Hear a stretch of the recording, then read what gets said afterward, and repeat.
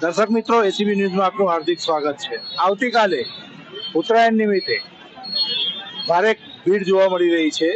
બરોડામાં નવરાત્રીનો તહેવાર તો મનાય જ છે, પણ ઉત્તરાયણ પણ બહુ હર્ષો ઉલ્લાસથી મનાવવામાં આવે છે। આપણે જોઈ રહ્યા છીએ ગેંડી ગેટ દરવાજામાં પતંગની ખરીદી માટેની ગીર્દી, લોકોનો ઉત્સાહ એવો છે, કોઈને પણ મોંઘવારી નડતી નથી।